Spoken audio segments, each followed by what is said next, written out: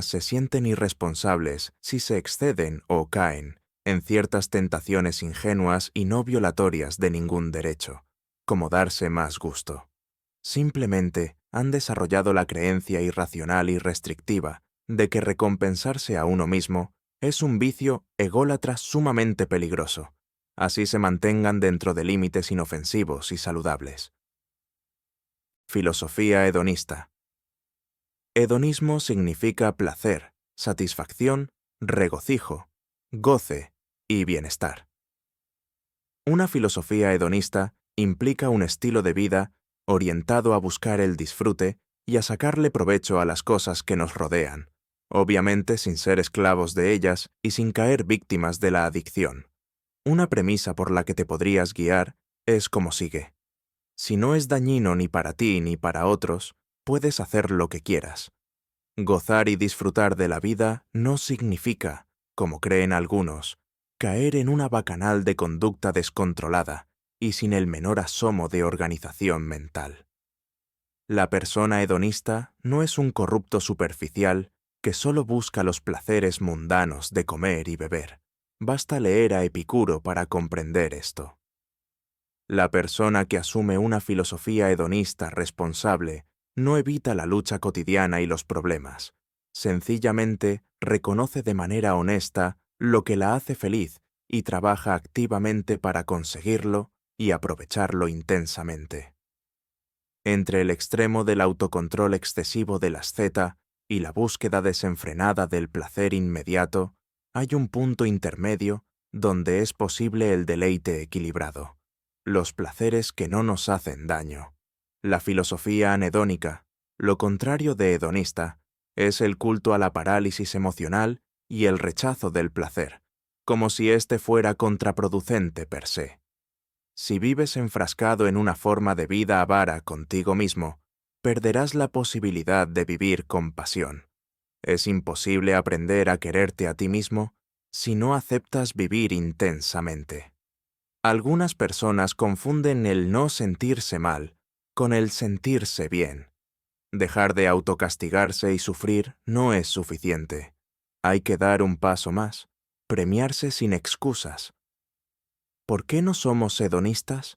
¿Por qué nos resignamos a un estilo de vida rutinario y poco placentero? Quizá por querer ser demasiado humanos, hemos perdido algunas capacidades fundamentales que heredamos de nuestros antecesores animales. El desarrollo de la corteza cerebral y del lenguaje, si bien ha permitido evolucionar en muchos aspectos, nos ha alejado del legado primitivo, instintivo, de nuestro pasado evolucionista, al menos en dos factores principales: la conducta de exploración y la capacidad de sentir. La conducta de exploración. La exploración es uno de los comportamientos que más garantizan el desarrollo inteligente y emocional de nuestra especie. En el reino animal, la búsqueda y la indagación del medio circundante facilitan el descubrimiento de fuentes de alimentación, guaridas y apareamiento sexual. Este impulso por investigar que mueve a los individuos ayuda a que el sistema conductual heredado se enriquezca y aumente el repertorio de recursos para afrontar peligros y preverlos. Es una forma de autoestimulación que desarrolla más sustancia blanca del cerebro, mielinización, para que podamos aprender más y mejor. Explorar es curiosear, y la curiosidad es uno de los factores que han permitido la evolución y mantenimiento de la vida en el planeta. Husmear, escudriñar e investigar llevan a una de las mayores satisfacciones: el descubrimiento y la sorpresa. Explorar, ir al encuentro de la vida y dejarse absorber por ella, abre puertas que estaban cerradas a los sentidos y al conocimiento, y nos permite chocar con una realidad insospechada. La felicidad no llega a la puerta. Hay que buscarla y pelear por ella. ¿Hace cuánto que no sales a vagar sin rumbo fijo o que no improvisas? Cuando induzco a mis pacientes a que incrementen su ambiente motivacional, muchos me dicen: ¿y qué hago? Yo les contesto: buscar. ¿Buscar qué? No tengo idea. Buscar por buscar. Abrir la mente sin defensas. dejar que la experiencia y la información nos lleguen y rebasen. No hay una lista prefabricada sobre qué hacer de bueno con la propia vida. Hay que fabricarla investigando y tanteando el medio que nos rodea. De cada 10 puertas que abras, posiblemente una te muestre algo interesante y maravilloso que justifique el esfuerzo.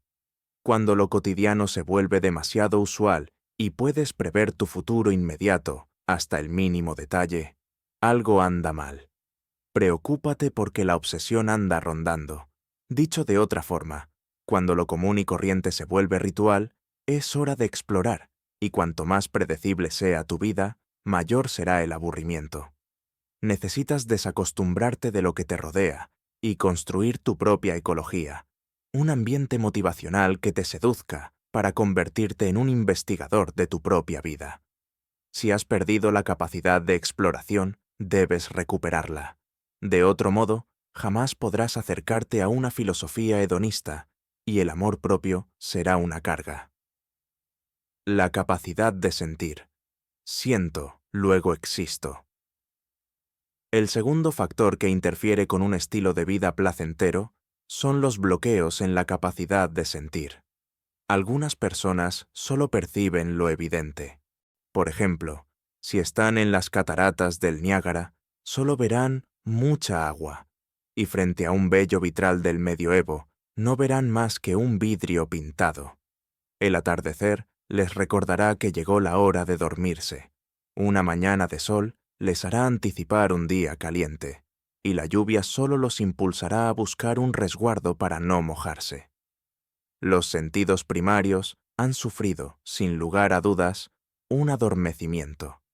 El olfato y el tacto han ido perdiendo importancia adaptativa para nuestra especie, pero son fuentes de placer si se reactivan.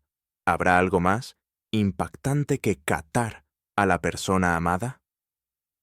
La parte del cerebro encargada de procesar los sonidos se ha especializado en decodificar el lenguaje hablado y ha perdido capacidad para detectar y discriminar otros ruidos de la naturaleza. El sistema de procesamiento de la información humano tiene dos formas de operar. Una es voluntaria o controlada, la otra automática o no consciente. La primera depende de aquellos estratos más desarrollados del sistema nervioso central, el hemisferio izquierdo de la corteza cerebral, y procesa información lógica. La segunda se estructura sobre la base de sistemas fisiológicos más antiguos, sistema límbico, hemisferio derecho, sistema nervioso autónomo, y procesa información emocional, afectiva. El sentimiento, a diferencia de los procesos de pensamiento, tiene algunas características que le son propias. Suele ser más automático, requiere menos esfuerzo mental, es inescapable, irrevocable, total, difícil de verbalizar, de explicar y muchas veces de entender. Cabe señalar que si bien ambos tipos de procesamiento presentan características distintas, interactúan y se entremezclan permanentemente, y según el caso, habrá sin embargo predominio de uno u otro sistema. Con todo, es muy difícil que en el ser humano exista una emoción pura o una lógica totalmente libre de afecto.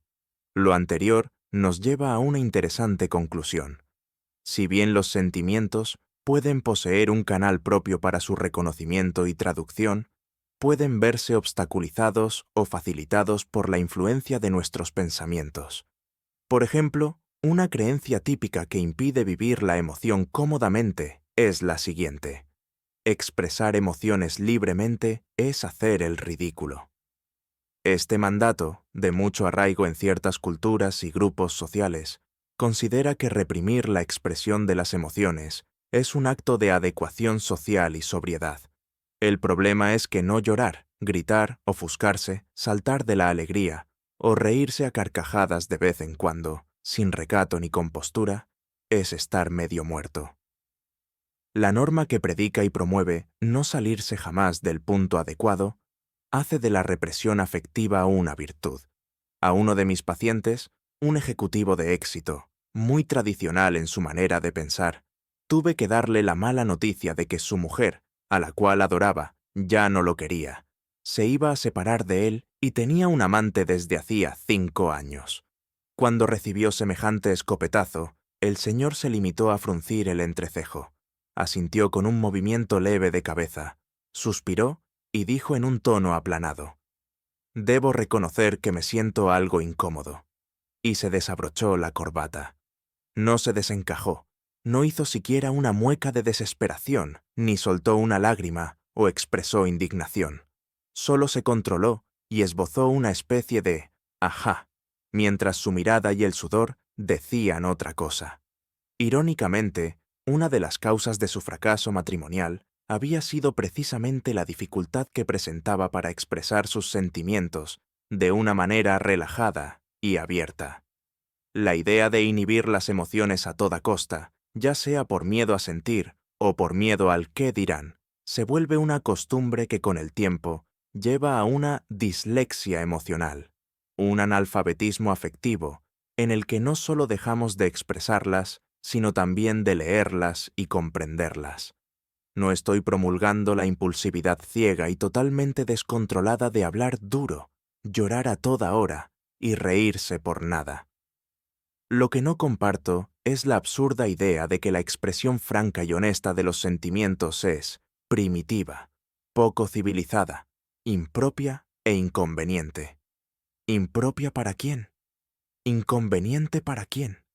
La capacidad de sentir la vida, en el amplio sentido de la palabra, no es una enfermedad frente a la cual haya que desarrollar inmunidad. Es salud física y mental. Puedes dejarte llevar sin límites cuando haces el amor, aullar si se te antoja, volar con tu música preferida hasta las 5 de la mañana, sin molestar al vecino, llorar frente a la piedad de Miguel Ángel, gritar en una película de terror, darle una patada al automóvil porque te dejó varado a mitad de la carretera por 5ª vez, abrazar efusivamente a un amigo, decirle 70 veces «te quiero» a la mujer u hombre que amas, aplaudir a rabiar en el concierto de tu músico preferido o sentir nostalgia frente a la foto de un familiar que se ha ido para siempre. Puedes sentir lo que se te dé la gana, si no violas los derechos de las otras personas, si no te hace daño y si eso te hace feliz, aunque a unos cuantos estreñidos emocionales no les agrade y te censuren por ello. Es verdad que algunas emociones son desagradables y nefastas. Los psicólogos bien lo sabemos. Pero incluso en los casos donde se hace preciso modificar un sentimiento negativo patológico, el primer paso es aceptar y reconocer su existencia. Si realmente es fuente de sufrimiento y malestar, hay que dejar salir la emoción para proceder a eliminarla o reestructurarla. Sentir no es la actitud masoquista de resignarse a aceptar aquellas emociones que te perjudican.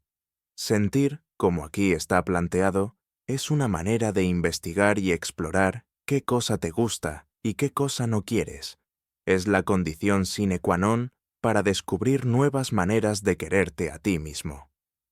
Resumiendo lo dicho hasta aquí, aceptar vivir en un contexto de vida hedonista es generar un estilo personal de libertad emocional.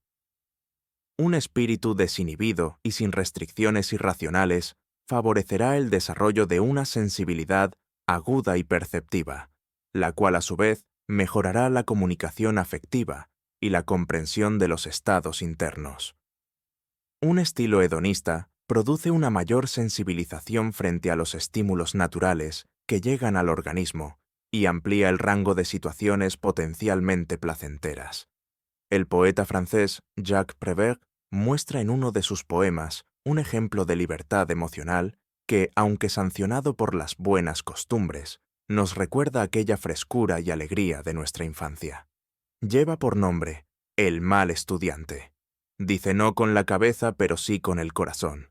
Dice sí a lo que le gusta. Dice no al profesor está de pie, lo interrogan y le plantean todos los problemas. De pronto le da un ataque de risa y lo borra todo cifras y palabras fechas y nombres, frases y trampas, y sin hacer caso de las amenazas del profesor ni de los abucheos de los sabelotodo, y con gises de todos colores, en la negra pizarra de la desgracia, dibuja el rostro de la dicha. Muchos de mis pacientes, víctimas de una educación anti-alegría, adquieren el vicio de no disfrutar demasiado. Cuando se sienten muy bien, un impedimento psicológico les dificulta el clímax y los incrusta de narices en la monotonía. No vaya a ser que me guste. Le temen a la alegría porque la ven demasiado peligrosa y mundana, como en la novela de Umberto Eco. El nombre de la rosa, cuando el cura ciego impedía la lectura de un texto aristotélico sobre el humor, porque creía que si se perdía el temor a Dios, se acababa la fe. De todas maneras, y afortunadamente, pese a los esfuerzos dogmáticos, restrictivos y fiscalizadores de los amigos de la seriedad y lo austero, el júbilo sigue irremediablemente haciendo de las suyas. Autoelogio. Lo que nos decimos a nosotros mismos determina en gran parte nuestra manera de sentir y actuar. Permanentemente sostenemos diálogos internos y rumiamos sobre esto o aquello de manera consciente o inconsciente, simplemente porque la mente es una parlanchina compulsiva. Estas conversaciones que el yo sostiene consigo mismo comienzan a muy temprana edad y van formando con los años un lenguaje interno, el cual puede ser beneficioso o dañino para nuestra vida, dependiendo de su contenido. Es imposible mantenernos en un silencio interior prolongado a no ser que seamos meditadores avanzados y de alta escuela. Siempre tendrás algo que decirte, bueno o malo, constructivo o destructivo, enriquecedor o depresivo. Cuando hablamos de autoelogio, nos referimos a una manera positiva o constructiva de hablarte a ti mismo y felicitarte cuando crees haber hecho bien las cosas. No hace falta que lo hagas en voz alta y en público. Serías sancionado y duramente criticado, pero sí puedes hacerlo en voz baja. Nadie lo sabrá y será un idilio oculto de ti contigo. Los autoelogios, como «qué bien lo hice», «estuve genial» o «me gusta mi manera de ser», suelen ser tanto o más importantes para nuestra autoestima como los refuerzos externos. La ventaja aquí es que no necesitas de intermediarios. Serás tu propio Cyrano de Bergerac y podrás endulzarte los oídos a ti mismo.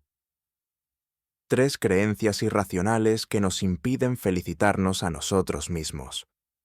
Aunque las causas pueden ser muchas, hay 3 factores principales a tener en cuenta a la hora de explicar por qué nuestro diálogo interno no es autorreforzante.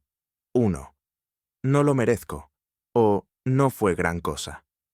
Típico de las personas que ven en la modestia, así sea falsa, y en la subestimación de los logros personales un acto de virtuosismo. En realidad es un acto de hipocresía en la mayoría de los casos, porque cuando actuamos correctamente sabemos que lo hicimos bien.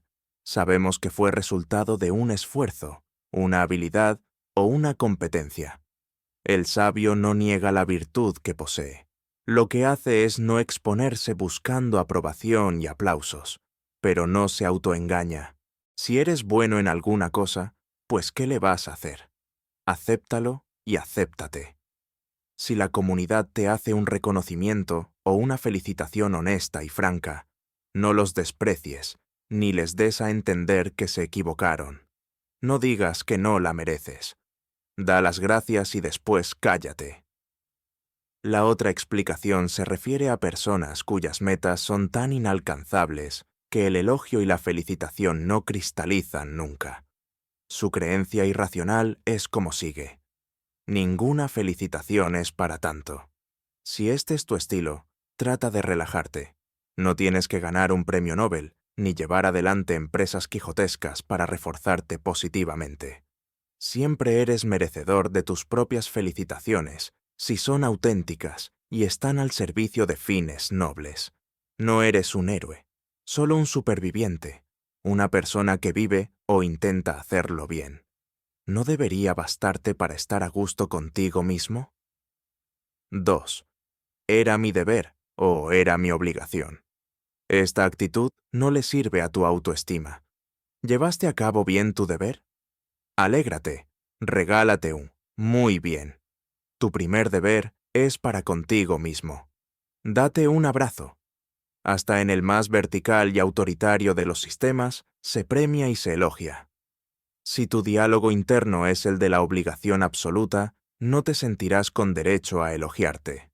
Lo vivirás como un acto de cobardía y dejarás de lado el placer de colocarte alguna que otra medalla simbólica. 3. Autoelogiarse es de mal gusto. Como ya dije, si lo haces en tu fuero interno, simplemente nadie se dará cuenta.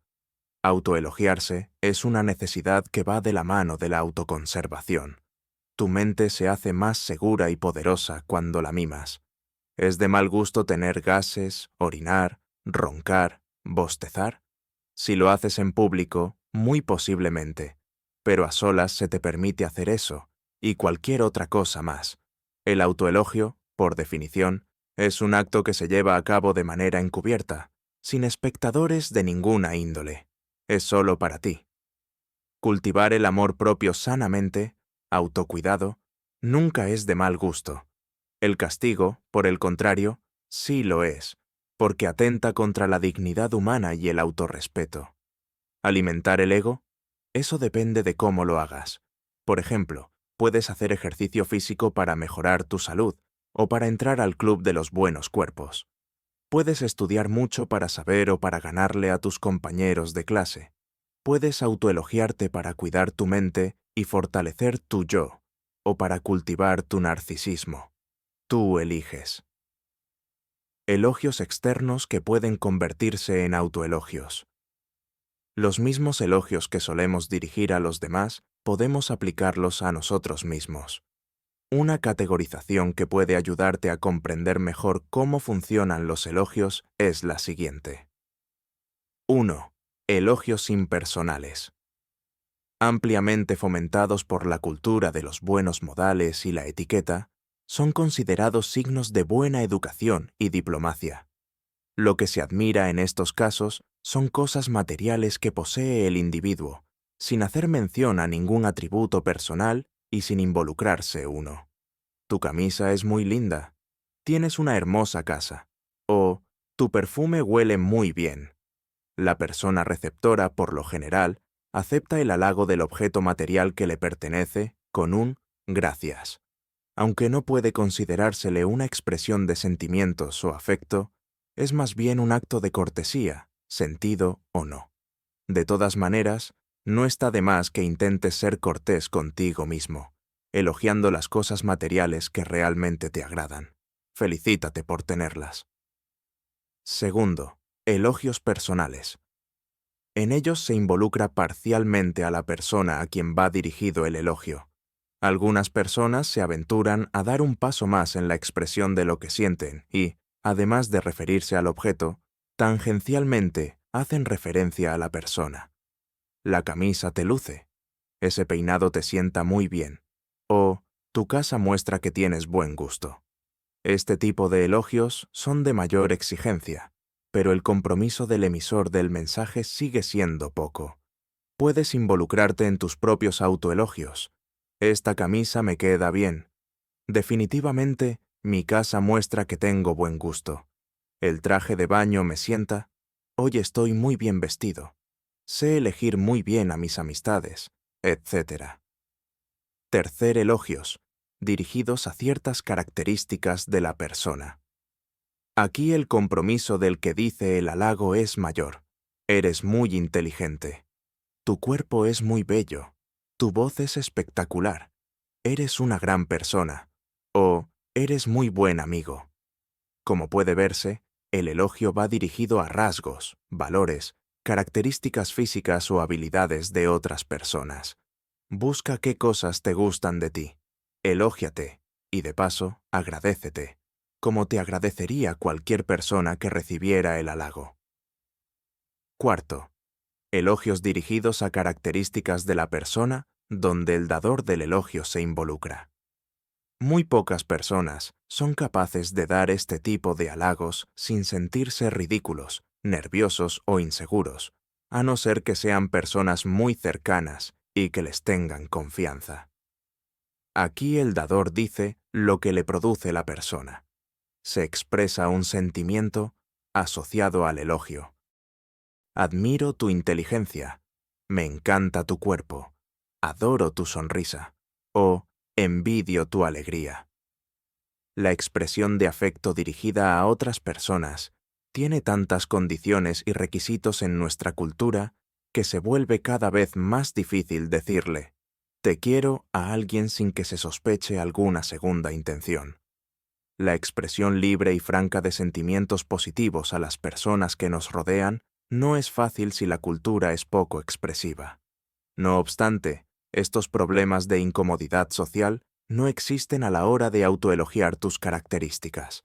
Decirte, me gustan mis ojos, me encanta ser inteligente, me fascinan mis piernas, o soy una buena persona. No ocasiona riesgos, rechazos, ni malentendidos. Depende solo de ti. La conclusión es evidente.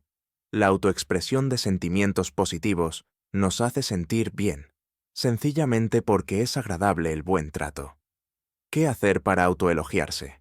El paso más importante es conectarte a un procesamiento controlado, es decir, hacerte consciente de tu diálogo interno y de lo que te dices a ti mismo. Puedes descubrir que no te dices nada, el éxito pasó inadvertido, o que te autocastigas.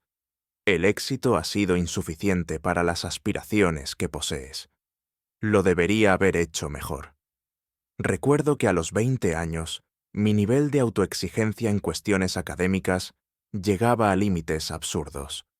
En esa época estudiaba ingeniería electrónica, una carrera que dejé cuando decidí ser sincero conmigo mismo. Lo importante es que, pese a la poca vocación por los cables y los chips, si mis calificaciones bajaban de 9 o 10, me deprimía profundamente. Mientras mis compañeros festejaban un 7 en álgebra, yo me castigaba, verbalmente, por un 8.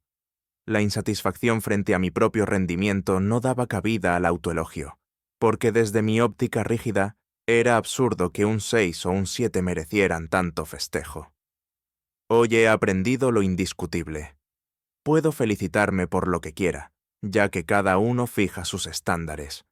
Mi excesiva autoexigencia era perjudicial para mi salud mental. No solo me generaba estrés, sino también insatisfacción y tristeza. El siguiente método te ayudará a adquirir la sana costumbre de autoelogiarte. A. Como ya dije, el primer paso es hacerte consciente de cómo te tratas y de lo que te dices a ti mismo. Esto se logra llevando un registro detallado durante 1 o 2 semanas, donde figure el comportamiento susceptible de autoelogio y lo que te dices después de realizarlo. B. El segundo paso es estar pendiente, ya sin anotar ni llevar registros, de si te elogias o no cuando haces algo bien hecho. En las etapas iniciales, el autoelogio debe ser en voz alta, a solas, para que te puedas escuchar. Eso estuvo bien, genial, etc. C. El tercer paso consiste en autoadministrarte el autoelogio en voz baja, hasta que se convierta en pensamiento o el lenguaje interno. Hablarte a ti mismo en silencio, pensar bien de ti y decírtelo, susurrártelo a ti mismo. D. El cuarto paso es ensayarlo bastante, para que a través de la práctica se afiance y se vuelva automático, tal como hacemos cuando aprendemos a manejar un automóvil o escribir en la computadora. Insistamos en un punto.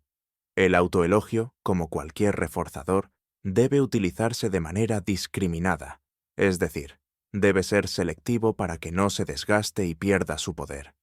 Tú eliges qué conducta vas a autoelogiar, pero si quieres mantener su capacidad motivadora, no lo utilices compulsiva y ciegamente.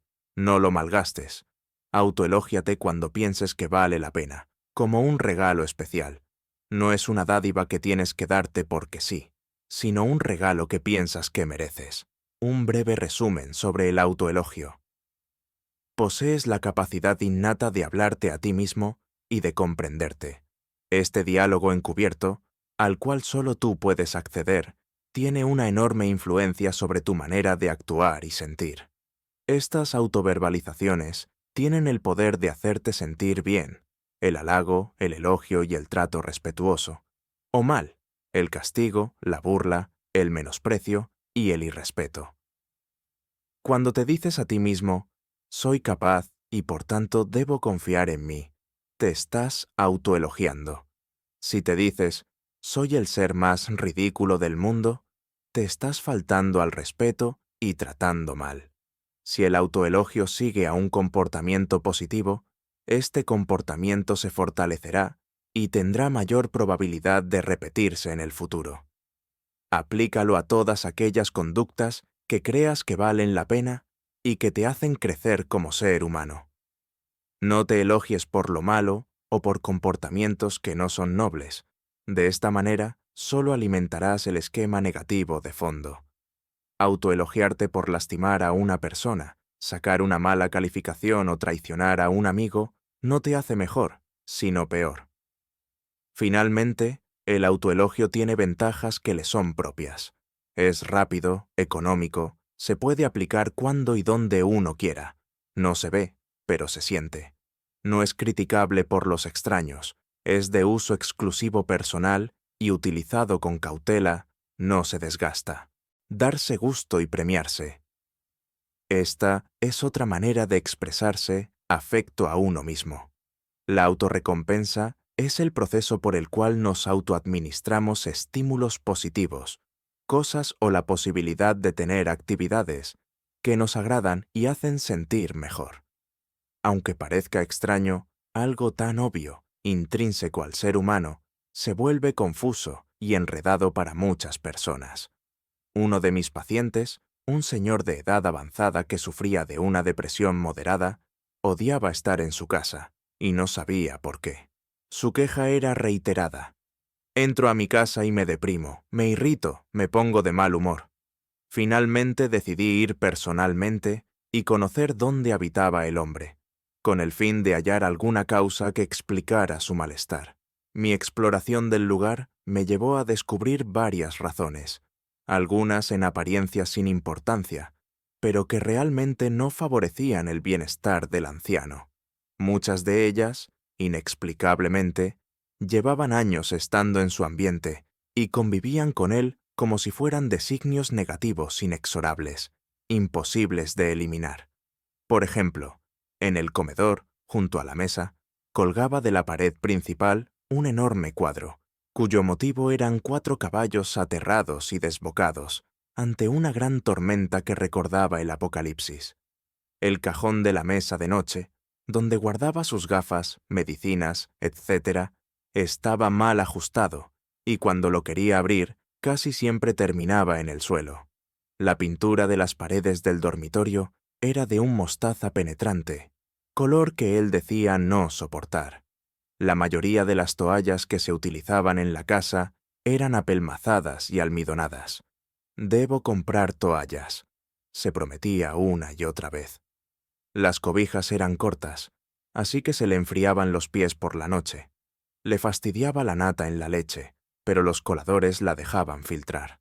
La cortina de la biblioteca no dejaba pasar suficiente luz, por lo que se le dificultaba leer. Una pequeña radio, que lo conectaba con el mundo, tenía problemas de sonido. Y la lista continuaba.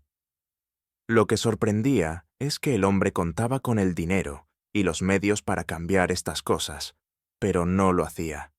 Se había acostumbrado a padecer las pequeñas e insufribles incomodidades de su entorno, o dicho de otra forma, había perdido la capacidad de autorreforzamiento. Todos tenemos algo de mi anciano paciente, y a veces nos metemos tanto en el sufrimiento que llegamos a considerar que ese es nuestro estado natural. Y no me refiero a dolores terribles e imposibles de controlar, sino a cuestiones simples y cotidianas que podrían modificarse en un santiamén. Algunos aceptan convivir con cosas que no quieren o que les disgustan sencillamente porque se sienten culpables al deshacerse de ellas. Apuesto a que en tu armario cuelga mucha ropa que no te agrada y no te pones, pero ahí sigue. Zapatos pasados de moda, chamarras de cuando eras 2 tallas menor, camisas percudidas y cosas por el estilo.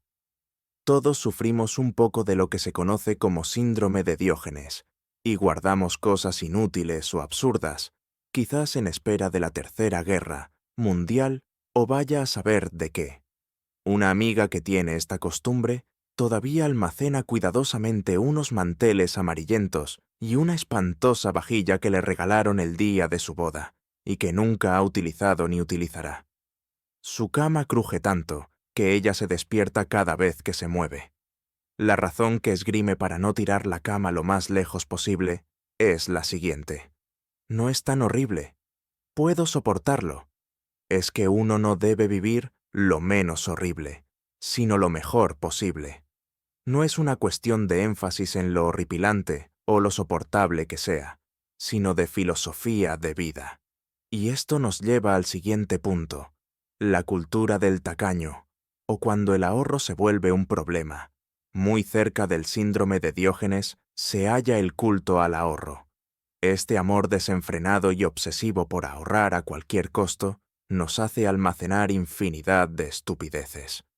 Un refrán dice, atesorar demasiado te hace vivir como pobre y tener un entierro de rico. No estoy defendiendo el descuido y la irresponsabilidad en el manejo de los bienes personales. La idea no es vivir unos cuantos años en la opulencia y los otros en la miseria más espantosa. El espíritu del ahorro es bueno si se vive con prudencia y moderación, y sin convertirlo en un fin en sí mismo. Más bien se trata de una actitud previsora. Tener por tener te ubica del lado de los avaros, gastar por gastar, del lado de los derrochadores. Conozco personas ultra ahorrativas con el dinero que lo coleccionan, como si se tratara de estampillas. En muchas ocasiones, aunque tengamos los recursos y la disponibilidad, dudamos en darnos gusto. A una de mis pacientes le gustaban mucho las fresas con crema, pero cada vez que compraba una porción de ellas se quedaba con ganas. Inexplicablemente, nunca había pedido 2 porciones o 3 o 4. Cuando le sugerí que se diera gusto, disfrutó mucho la tarea. Recuerdo que me dijo, ¿de verdad puedo hacerlo? ¿Su razón para limitarse? El miedo a excederse. Otro señor, con problemas de autoestima muy marcados, solía comentarme que había traído de Italia unas aceitunas muy especiales y que le gustaría comérselas.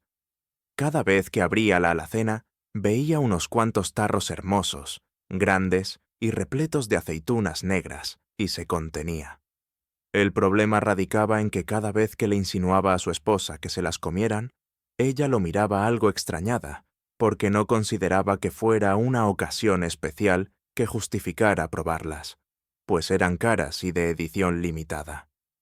En una consulta, al ver su preocupación, le sugerí que rompiera sus esquemas, y los de su mujer, tomara uno de los tarros y se lo comiera con todo el placer posible, que las degustara una a una, sin culpa ni arrepentimiento, como un niño travieso que rompiera alguna norma. Recuerdo que el hombre me miró con gran felicidad, como si yo le hubiera dado permiso, y agregó, «Gracias, gracias». Cuando su mujer arremetió contra él por haberse comido 2 tarros enteros él solo, el hombre respondió, «Fue sugerencia del doctor». La premisa es como sigue. Si prefieres entregar tu dinero a las farmacias, los psicólogos y los médicos, no te des gustos y reprímete. La filosofía del que se apega demasiado al dinero y a las cosas no permite el autorreforzamiento. El tacaño siempre verá la recompensa como innecesaria, debido a que dicha recompensa no producirá nada tangible. Dirá, no es necesario ni vital, ni de vida o muerte. Pero ¿cuál es la ganancia? Placer, puro placer. No eres la excepción. Necesitas autorrecompensarte. Necesitas la autorrecompensa de cosas y actividades. Al igual que el autoelogio, ella fortalece tu autoestima y no permite que el autocastigo y la insatisfacción prosperen en tu vida. Es inútil que intentes una postura de dureza e insensibilidad como si fueras un estoico fuera de tiempo. La carencia del autorreforzamiento no te hará psicológicamente más recio, ni te sacará callos. Te hará infeliz. Cuando hayas hecho algo que valió la pena, o simplemente porque se te dio la gana, date gusto. ten a veces un acto de merecimiento y amor con tu persona. Piensa por un momento en antojos que hayas tenido hace tiempo. Revisa con cuidado cuántos de ellos no has podido llevar a cabo, simplemente porque tú no has decidido hacerlo. En realidad, no es que no hayas podido, sino que no te has animado. No has tenido el valor de perder el norte y salirte momentáneamente de la impasible actitud ahorrativa y contemplativa del que deja para mañana lo que debería hacer hoy. Los autorreforzamientos materiales, como comida, ropa o joyas, no son los únicos. Darte gusto implica la autoadministración de cualquier cosa que te haga sentir bien y que obviamente no sea nociva para tu salud, ni para los otros, ni para el mundo que habitas. Hacer actividades que te agradan o dejar de hacer algo desagradable es otra forma de premiarte. Hazte estas 3 preguntas sinceramente. ¿Cuánto te premias y te das gusto? ¿Cuánto tiempo a la semana le dedicas a tu persona? ¿Has construido un espacio motivacional agradable a tu alrededor? El que sabe quererse deja su marca en todas las cosas. Su territorio está diseñado por él y para él. Empieza por lo básico. Revisa algunos aspectos de tu ambiente e intenta remodelar lo que te desagrada. Piensa, por ejemplo, en tu casa, tu vida social y tu recreación. ¿Tu casa está acoplada a tus necesidades?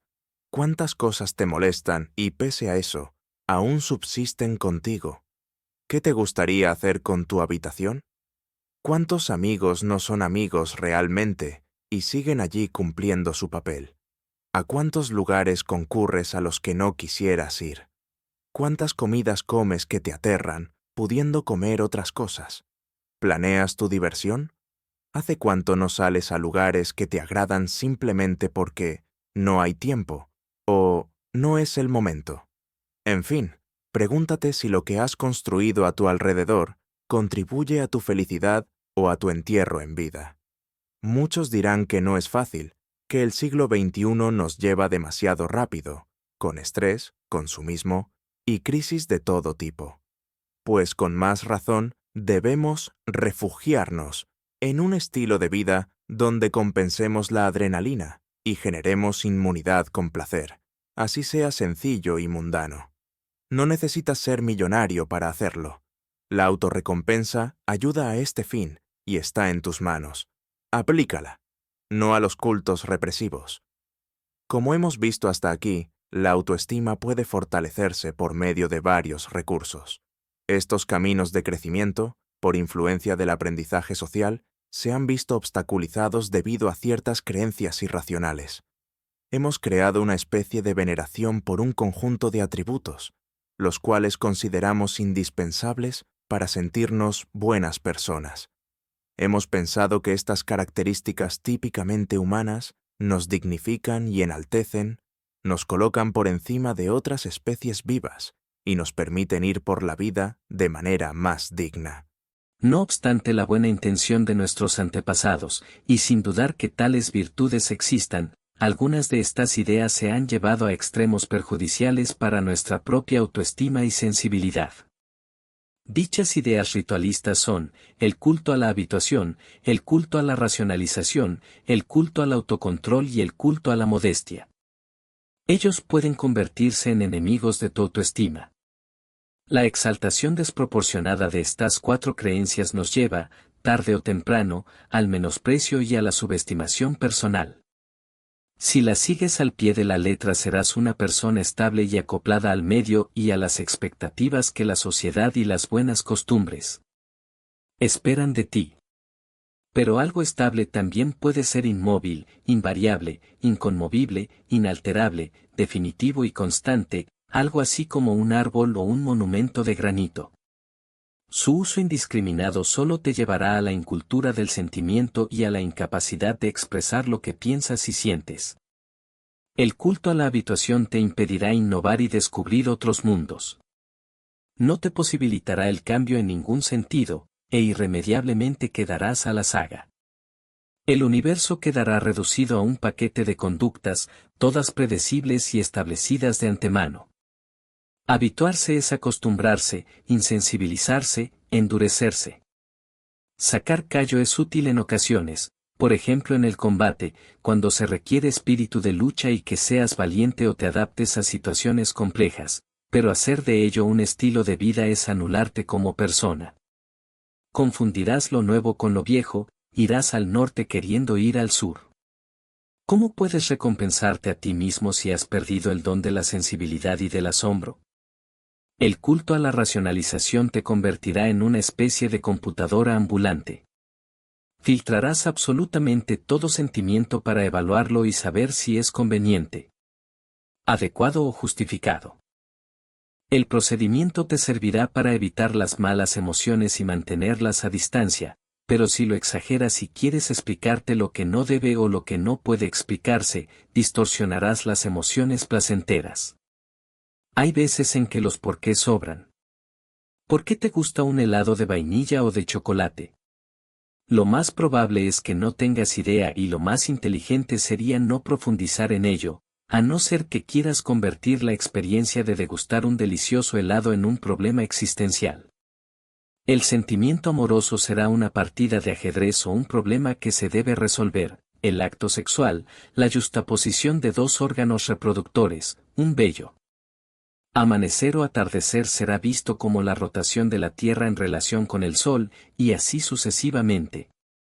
No todo necesita explicación racional, así como no todo debe ser tomado con sentimentalismo de telenovela. Amo a mis hijas porque las amo, no porque sean buenas, lindas o inteligentes. Las amo y punto, lo que menos me interesa en ese amor son los porqués. Los cuestionamientos mal ubicados impiden una percepción completa y estructurada. Hay cosas que no están hechas para pensar, sino para vibrar con ellas, insisto, si no es dañino para ti ni para nadie. ¿Cómo recompensarte a ti mismo si todo debe pasar por la duda metódica y la falta de espontaneidad? El culto al autocontrol será un dique de contención para todas tus emociones y sentimientos. Temerás tanto excederte, que te olvidarás de sentir y gozar, poco a poco te convertirás en un estreñido emocional. Como dije antes, un autocontrol moderado y bien discriminado es imprescindible para resistir a más de una tentación destructiva. Sin embargo, la clave para no alejarnos de la felicidad es evitar la contención absoluta que predican algunos. ¿Nunca lloras? Entonces necesitas ayuda. ¿Nunca te sales de control? Pues eres un lama iluminado o un reprimido al borde de un ataque de nervios. ¿No dejas que la ternura aflore? Entonces debes visitar a un terapeuta. ¿Cómo sabe tu pareja que la amas? ¿Lo infiere o se lo demuestras? ¿Te ríes a todo pulmón o en el mejor de los casos solo sonríes? Si estás en el segundo caso, necesitas ayuda.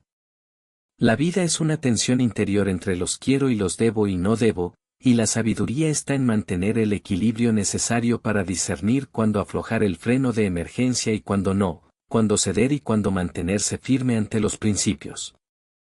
Repito, no sostengo que mantener cero autocontrol sea la mejor salida, pero me preocupa de igual manera intentar obtener 100% de autocontrol todo el tiempo y a toda hora, como es típico en los perfeccionistas y las mentes rígidas. La indolencia y el dejar hacer generalizado te hacen vulnerable a cualquier adicción, el culto al autocontrol no te deja respirar, te roba vida. ¿Cómo recompensarte a ti mismo si estás encapsulado y ves en el sufrimiento algo que aguantar, o incluso algo de que enorgullecerte, y no algo que eliminar? El culto a la modestia te llevará a no valorar tus éxitos y esfuerzos. No hablo de alardear sobre tus logros, restregárselos a los demás en la cara y pavonearte con ellos, a lo que me refiero es al autorreconocimiento de tu propio potencial, sin excusas ni disculpas. Si escondes tus fortalezas en busca de la aprobación eres doblemente irracional, te niegas a ti mismo tu lado bueno y necesitas del visto bueno de los demás para funcionar. ¿Acaso te avergüenzan tus fortalezas y virtudes? La humildad nada tiene que ver con los sentimientos de minusvalía o la baja autoestima, el humilde se estima a sí mismo en justa medida. La justa medida significa, ni desmedidamente ni desconociendo las propias fortalezas. La virtud no es ignorancia de uno mismo. Si la modestia extrema se interioriza y se incrusta en la mente como un supuesto valor, tendremos dificultad para dejar avanzar nuestras capacidades de manera positiva. Incluso algunos se sienten culpables o incómodos de ser muy buenos en alguna actividad y desarrollan lo que se conoce como la falsa modestia, que es peor, porque implica mentir sobre uno mismo. Sin vanidad ni egolatría, deja que tus virtudes sigan su curso, no las disimules, disfrútalas, sácales el jugo, llévalas a cabo con pasión, aunque se noten mucho. ¿Cómo recompensarte a ti mismo si ocultas tus valores? Que tu tradicionalismo permita algunos cambios, que tu modestia deje escapar uno que otro autorreconocimiento, que tu razón deje de vez en cuando jugar a las emociones, que tu autocontrol te permita un desliz, que tu presupuesto se salga de tanto en tanto de lo previsto. Date la libertad y un espacio para moverte. Concédete permisos de actuar, buenos permisos. Decir no a los cultos represivos significa reconocer que si determinados valores se llevan demasiado lejos, afectarán tu autoestima y te volverán más proclive a un sinnúmero de trastornos. Significa que no es conveniente tomar muy a pecho las creencias arriba mencionadas y convertirlas en dogmas de fe, te sentirás un pecador cada vez que no las cumplas al pie de la letra. Te sentirás culpable de amarte a ti mismo o de ser feliz. Para mejorar el autorreforzamiento. La siguiente guía de acción puede servirte para acercarte a un estilo de vida que te permita reforzarte o premiarte a ti mismo con determinación y alegría. 1. Date tiempo para el disfrute. La vida no se hizo solo para trabajar.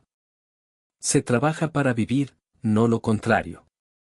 Tu momento de descanso, tu recreación y tus vacaciones no son un desperdicio de tiempo, sino una inversión en tu salud mental. No postergues tanto la satisfacción esperando el día adecuado, así como no hay un tiempo para el amor, tampoco hay un tiempo para quererte a ti mismo, tú lo defines de acuerdo con tus necesidades.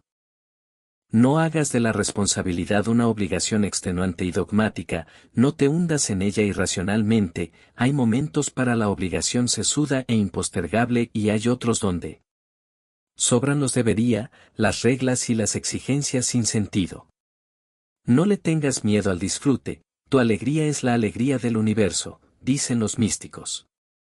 Dios la pasa bien cuando tú la pasas bien. 2. Decide vivir hedonistamente. Acepta que la búsqueda del placer es una condición del ser humano.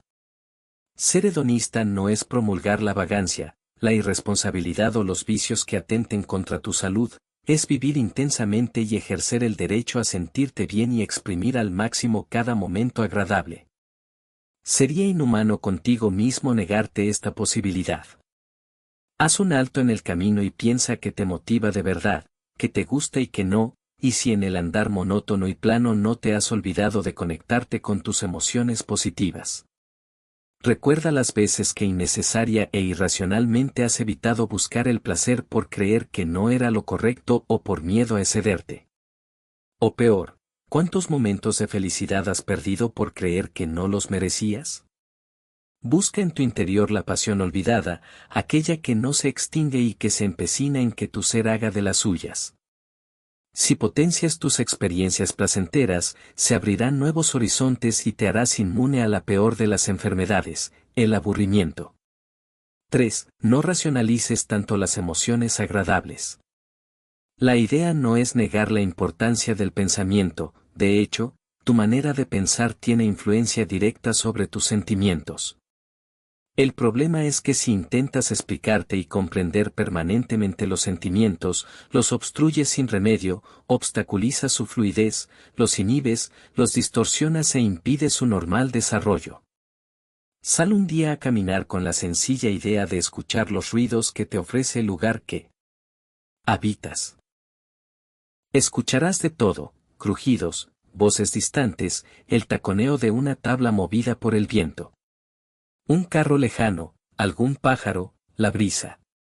Un idioma entendible, pero inadvertido para una mente experta en el lenguaje hablado.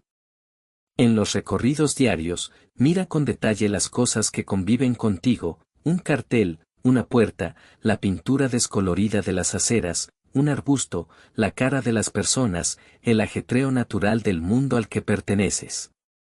Estás en él. Cuando mires, no seas un inquisidor evaluativo, solo mira y déjate llevar. Si te sientas a comer, disfruta de tu comida como si fueras un gourmet experimentado sin título que lo avale, solo el sabor, únicamente el sabor. Demórate un poco más en degustar los alimentos, saboréalos y déjalos en tu boca hasta que las papilas los asimilen. Comer no es masticar y tragar. No comas solo para no morirte de hambre, paladea y estimula la sensación del gusto, métete en él, siéntelo desde dentro. No necesitas un banquete, cualquier alimento, por más sencillo que sea, puede convertirse en un manjar. Igualmente, baja los umbrales de resistencia y recupera tu olfato. Oler no es de mala educación. Y no solo me refiero a olfatear un buen vino o un perfume de marca, sino todo aquello que valga la pena, como la comida, aunque digan que no es correcto, las flores, el pelo, la brisa, los caballos, el amanecer, el humo, lo nuevo, el plástico, lo limpio, lo sucio. El olfato es uno de los principales recursos de las personas sensuales y sibaritas. El universo entero es sensual, todo entra por tus sentidos, todo explota frente a ti para que te apropies de ello por el canal que sea. Finalmente, la totalidad de tu cuerpo posee la facultad de sentir mediante el tacto. Tu piel es el mayor de los sensores. Desgraciadamente, debido a su relación con la actividad sexual y a la actitud asumida por muchas religiones, ha sido históricamente el más castigado y censurado. No temas a tu piel, ella te pondrá en relación con un mundo adormecido por el uso de la ropa, la vergüenza y los tabúes. Te permitirá establecer un contacto más directo y a veces más impactante del que te produce ver u oír, ya que su estructura es más primitiva e intensa. Nadie te abraza a la distancia, por más que el Internet insista. El sentido del tacto no solo te posibilita tocar a una persona, una superficie tersa o áspera, algo frío o caliente, sino también ser tocado por otro ser humano o por cualquier objeto. La piel no tiene un significado ofensivo y vulgar, como quieren los mojigatos, a ellos también les gusta tocar y ser tocados, así se den golpes de pecho. Cuando acaricies a alguien, concéntrate en lo que sientes, en el roce, en el empalme directo, déjate llevar por la química, por cada membrana y cada poro que se abre y responde maravillosamente al estímulo que lo provoca. Juega con tus dedos lentamente, deslízalos, apóyalos, retíralos, es fisiológicamente encantador. Camina descalzo, revuélcate en la hierba, abraza algún árbol solitario, y cuando luego te bañes, no te seques inmediatamente, quédate observando cómo en tu piel se evapora el agua, siéntela correr lentamente. Sal algún día a caminar bajo la lluvia, sin paraguas y sin rumbo fijo, busca algo que jamás hayas tocado y hazlo.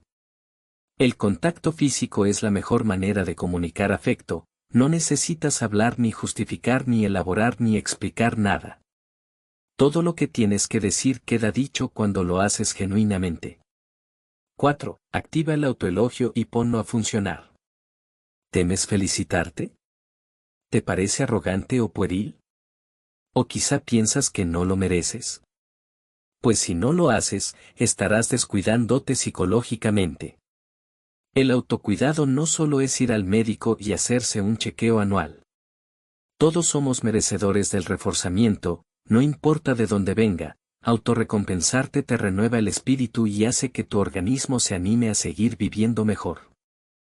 Cuando logras obtener algo que para ti era difícil o te has atrevido a vencer un miedo que te incapacitaba o afrontar una situación en la cual te sentías inseguro, no actúes como si nada hubiera pasado.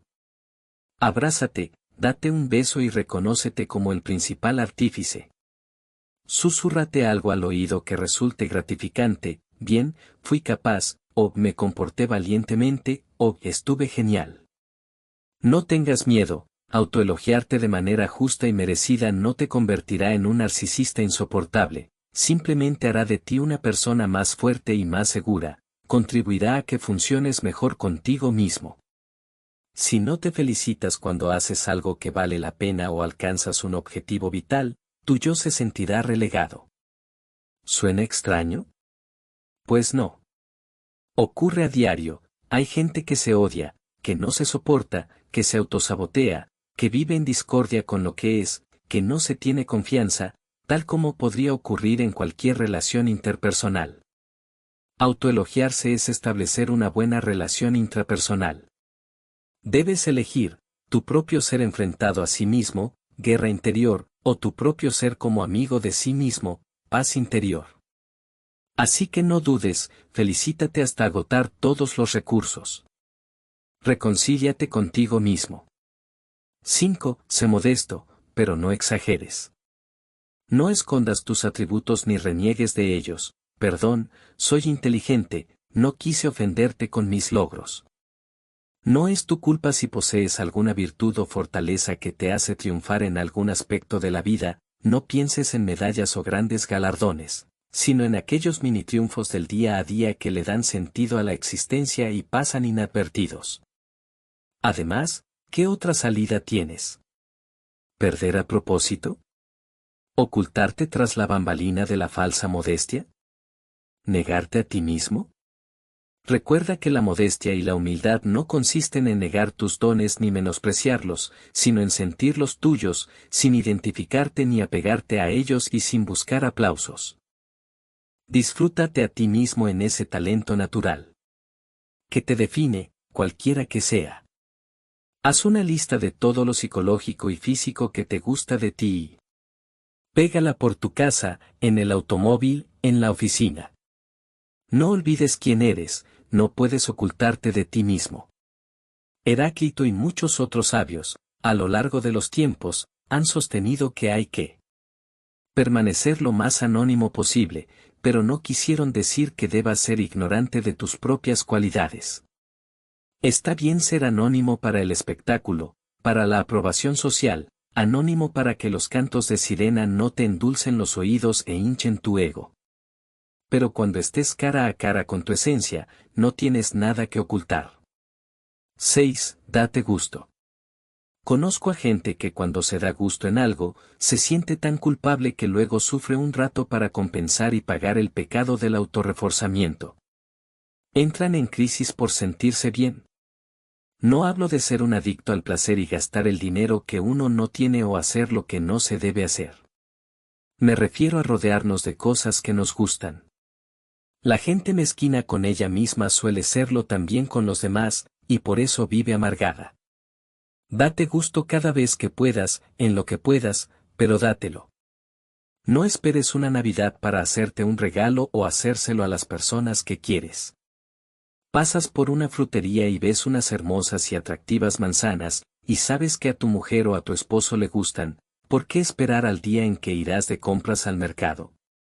Date gusto, dándoles gusto a los que amas. Llévale un detalle, su sonrisa se te contagiará. Así como hay que tener detalles con la gente, igualmente hay que darse un presente a uno mismo de tanto en tanto. Estos regalos no necesariamente son cosas físicas. Por ejemplo, hoy me regalaré una caminata de media hora por el parque, mañana visitaré a un amigo o una amiga o estaré un día entero en pijama, a solas. Darte gusto es ser emocionalmente inteligente. Conozco a una persona que cuando se siente bien, se siente rara y extraña, como si no fuera ella. Está tan acostumbrada a sufrir, que sentirse bien la despersonaliza y angustia, como si su estado natural fuera la dolencia. Darte gusto es la conducta de autocuidado más elemental y necesaria. 7. Lucha contra la represión psicológica y afectiva. Grábatelo en la cabeza. No hay felicidad si la represión se ha instalado en tu mente. La contención generalizada empequeñecerá tu vida, le quitará la posibilidad de descubrir y descubrirte. Suéltate. Deja que fluyan tu creatividad, tu corazón, tu mente. Si a la gente no le gusta verte emocionalmente libre, es su problema. ¿Hace cuánto que no eres espontáneo y verdaderamente expresivo? Ser reprimido, hipercontrolado, autocrítico, perfeccionista, solemne, grave, severo, racional o intelectual trascendente hasta la médula es un síndrome, no un valor. Hay que tener pasión por vivir, hacerle el amor a la vida. Uno de mis pacientes tiene sexo con su mujer los mismos días del mes, en la misma posición y en el mismo lugar. Demasiados mismos. Obviamente sus orgasmos y los de su mujer son siempre iguales, repetitivos, anticipados, aburridos. Hasta el más grande de los placeres puede perder fuerza si nos habituamos a él y somos rutinarios. Repetir la repetición hasta el hartazgo y resignarnos a ella, ese es el secreto de la infelicidad. Lo contrario, una pizca de locura, un viaje sin programar, un amor inesperado, el poema que escribimos sin ser poetas, el descaro de estornudar en una biblioteca a todo pulmón porque pudo más el impulso que la regla, en fin, salirse de los cabales. Inofensivamente. Sé que estás pensando, los adultos no jugamos. Mentira. Lo hacemos. Mentalmente todo el tiempo, fantaseamos, sublimamos y nos morimos de ganas de volver a correr sin rumbo por cualquier sitio, tener amigos imaginarios, reírnos hasta estallar. Envidiamos a los niños, su naturalidad, su increíble franqueza, esa es la verdad. La buena noticia es que tu esencia no muere, duerme, pero no desaparece. Solo toca despertarla, remover el cuerpo y el alma para que aflore y vuelva a hacer de las suyas. Hacia una buena autoeficacia. Nadie puede hacerte sentir inferior sin tu consentimiento. Eleanor Roosevelt. Como vimos en la primera parte, el autoconcepto puede verse maltratado por la trampa de establecer metas irracionalmente altas y por una ambición desmedida. Es decir, funcionar con un estilo demasiado competitivo, autocrítico y estricto con el propio rendimiento conducirá al fracaso adaptativo, el resultado será un autoconcepto apagado y endeble. Sin embargo, no exigirse es tan malo como exigirse de más. El extremo opuesto de quienes buscan el éxito a toda costa para sentirse realizados lo constituyen aquellas personas cuyas metas son pobres, vacilantes e inseguras, que desfallecen ante el primer obstáculo y se muestran indecisas ante los problemas. Así como la autoexigencia desmedida destruye y castiga la autoestima, la falta de ambición impide el crecimiento psicológico, es tan malo ser obsesivo como tirar la toalla antes de tiempo. Los retos y los propios desafíos son el alimento principal con los cuales se nutre el autoconcepto e incluso le dan sentido a la vida. Si no posees metas, son demasiado diminutas o no enfrentas los problemas, tu yo no podrá desarrollarse adecuadamente, sobre revolucionar el motor es tan malo como no ponerlo en marcha. Entonces, uno de los principales enemigos para crear un buen autoconcepto es la falta de confianza en uno mismo, la manía de crear expectativas de fracaso o pensar que uno no es capaz. Si desconfías de ti, no podrás amarte. A la confianza y convicción de que es posible alcanzar los resultados esperados se le denomina autoeficacia. Una baja autoeficacia te llevará a pensar que no eres capaz, y una alta autoeficacia hará que te sientas seguro de alcanzar tus objetivos, o por lo menos de luchar por ellos. Si no crees en ti mismo, entrarás en un círculo vicioso de mal pronóstico, tus retos personales serán pobres, evitarás enfrentar los problemas y desertarás al primer obstáculo que se interponga, lo que reforzará a su vez tu baja autoeficacia, no soy capaz, y perderás autoexigencia. Una espiral descendente que puede seguir retroalimentándote negativamente por años. Por el contrario, una alta autoeficacia hará que tus metas sean sólidas, te permitirá persistir ante los imponderables y afrontar los problemas de una manera adecuada, lucharás por lo que crees, de manera segura y persistente, no importa que ganes o no. La autoeficacia es básicamente una opinión afectiva de uno mismo. Muchas personas pueden pensar que poseen las competencias y capacidades necesarias para obtener determinados resultados y aún así no estar convencidas de alcanzar exitosamente las metas. Imaginemos a un atleta próximo a realizar un salto con garrocha donde hay en juego una medalla de oro. Supongamos que el competidor está seguro de poseer las habilidades necesarias para una ejecución exitosa, un buen entrenamiento, un excelente estado físico y el público a favor. Consideremos además que en los entrenamientos ya había superado la marca a la cual se enfrenta. Todo está a su favor. Sin embargo, de pronto e inexplicablemente, él duda.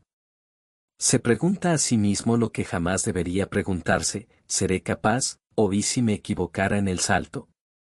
Si la duda crece y se mantiene, generará ansiedad y tensión, sus músculos no responderán y el salto no será bueno. Y ahí comenzará su vía crucis, posiblemente en la próxima competencia anticipará el fracaso debido a pensamientos similares de desconfianza en sí mismo. La pregunta se convertirá en afirmación: no soy capaz, aunque todo esté a su favor. 3 causas de la baja autoeficacia. La expectativa de ser exitoso no solo implica, como aparentemente podría pensarse, un análisis racional y frío de las posibilidades objetivas de éxito, expectativas de resultados, sino también la valoración subjetiva de qué tan capaz se siente el sujeto, expectativa de eficacia. Como cualquier creencia, esta última valoración también es cuestión de fe y de confianza. Queda claro que la desconfianza en el propio yo barre con las capacidades y las habilidades de cualquiera. En mi consulta psicológica veo a diario a personas que, aunque poseen todos los recursos necesarios, fracasan porque su autoeficacia es débil. Más aún, una mayoría considerable de ellas ni siquiera intenta luchar por sus metas. Su argumento es: no seré capaz de hacerlo, ¿para qué intentarlo?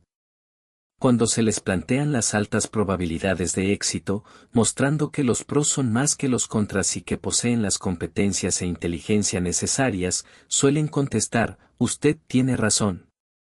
Tengo todo a favor, pero no me tengo confianza. Si se les presenta la alternativa de intentarlo de todas maneras y arriesgarse a ver qué ocurre, insisten en su oscuro vaticinio: ¿para qué? Yo sé que me va a ir mal. ¿Cómo pueden llegar los seres humanos a dudar de sí mismos y a resignarse ante el sufrimiento y la adversidad sin intentar producir cambios, cuando existe la posibilidad de lograrlo? ¿Cómo se organiza un autoesquema de perdedor? ¿Por qué se hacen anticipaciones negativas del propio rendimiento en situaciones fáciles y potencialmente exitosas?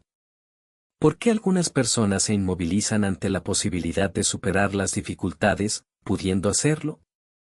Aunque las respuestas son variadas y múltiples, las investigaciones en psicología cognitiva indican que, al menos, 3 factores parecen estar asociados a la poca confianza en uno mismo: la percepción de que ya nada puede hacerse, el punto de control y los estilos de atribución.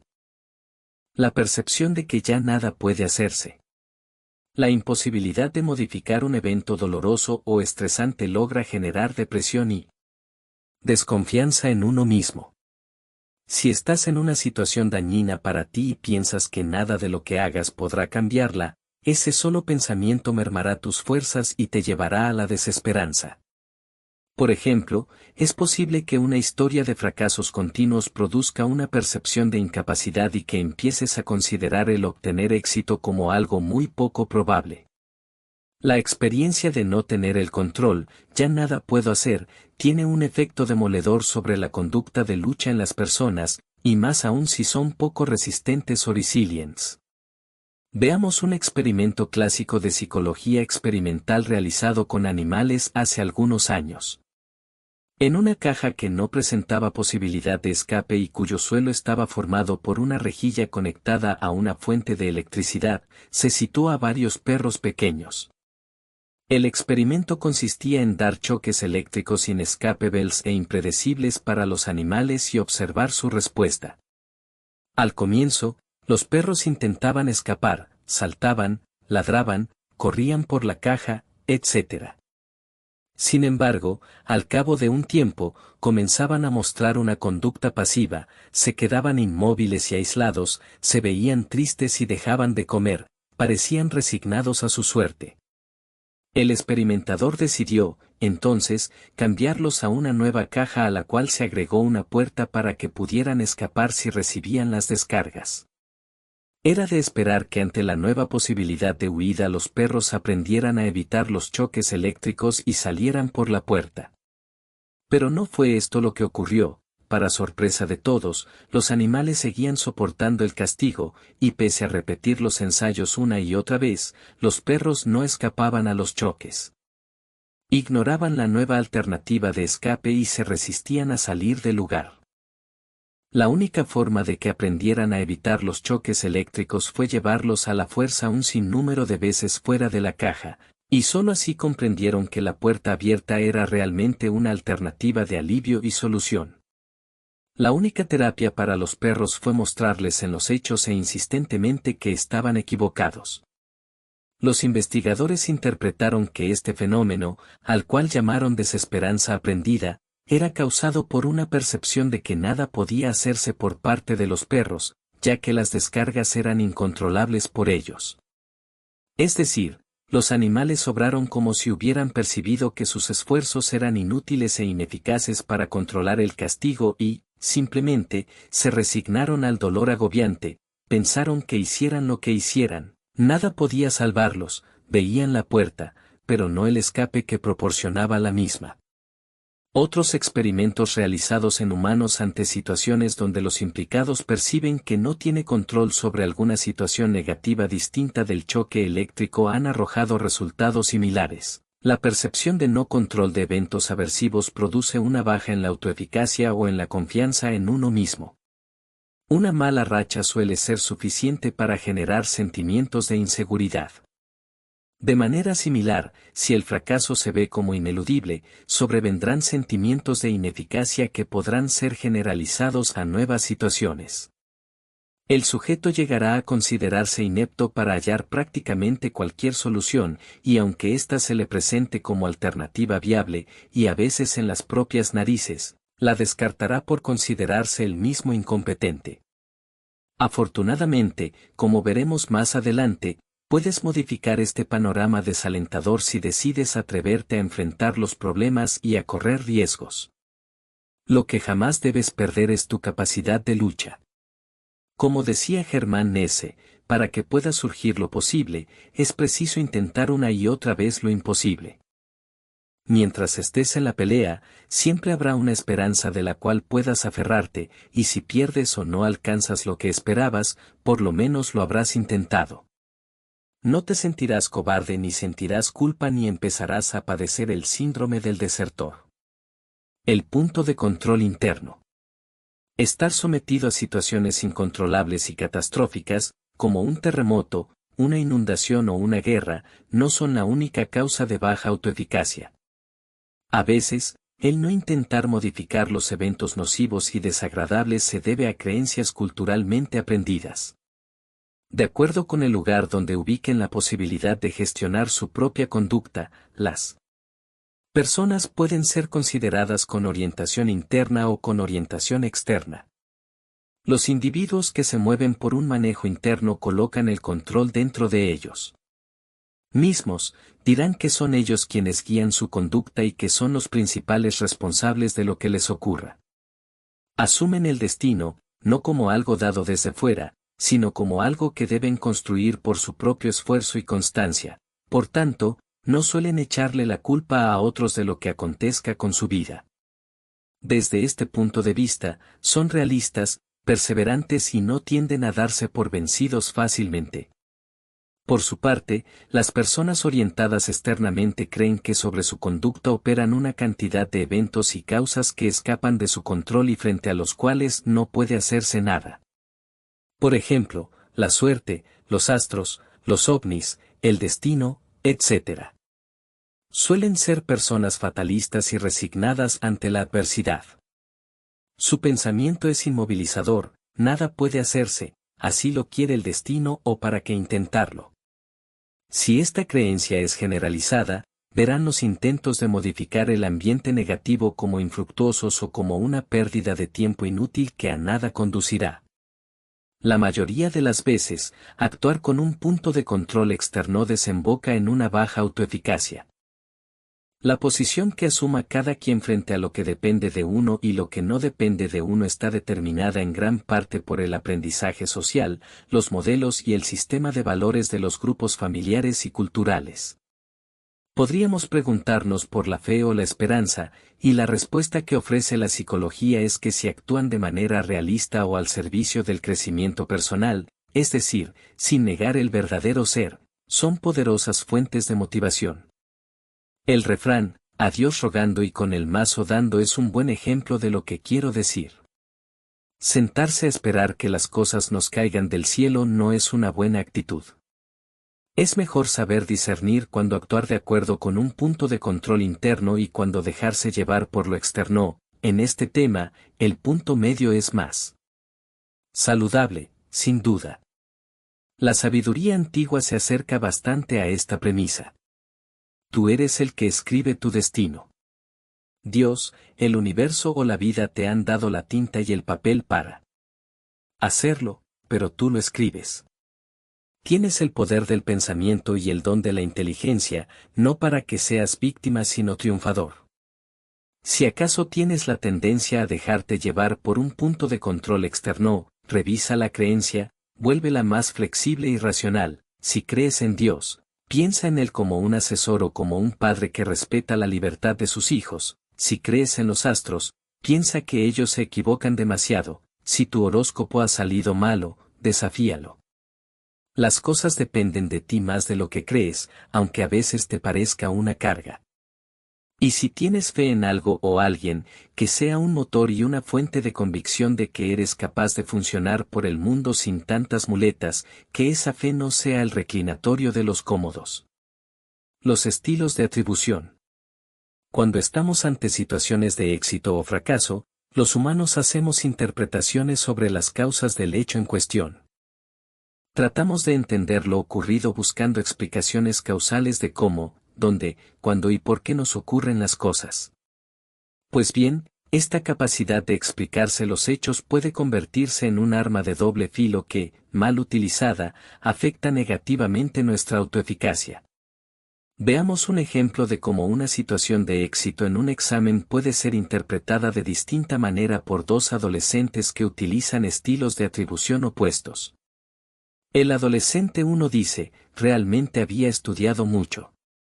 Si estudio así todo el tiempo, me irá bien en los otros exámenes y probablemente en toda la carrera. El adolescente 2 dice, el examen estaba demasiado fácil, no creo que los otros exámenes sean así. Siempre son más difíciles. El adolescente 1 atribuyó el éxito a sí mismo, a su esfuerzo y perseverancia en el estudio, e interpretó, además, que el éxito se reflejará en otras materias y será duradero en el tiempo. Conclusión, el éxito dependió de él. El adolescente 2 atribuyó su éxito a factores externos, la facilidad del examen, y pensó que en el futuro los exámenes no serían tan fáciles o no tendría tanta suerte. Conclusión, el éxito no dependió de él, sino de la escasa dificultad del examen. El primer adolescente se motivó a seguir adelante y a confiar en sí mismo, mientras que el segundo no confió en sus capacidades. El primero fortificó su autoeficacia. El segundo le dio un duro golpe a su autoestima. En situaciones de fracaso podría ocurrirte algo similar. Si dices, el fracaso dependió de mí. Será igual siempre y en toda situación, te sentirás luego incapaz de enfrentar la vida. Habrás hecho de tu futuro una oscura profecía. Pero si en cambio te dices, el fracaso dependió de mí solo en parte, no tiene por qué ser siempre así, te sentirás capaz de intentarlo de nuevo. Harás de tu futuro una profecía de esperanza. Amarte a ti mismo es reconocer tus éxitos y no castigarte ni despreciarte por tus fracasos, sino tomarlos con beneficio de inventario para tratar de no recaer en ellos y aprender. Repitamos y aclaremos.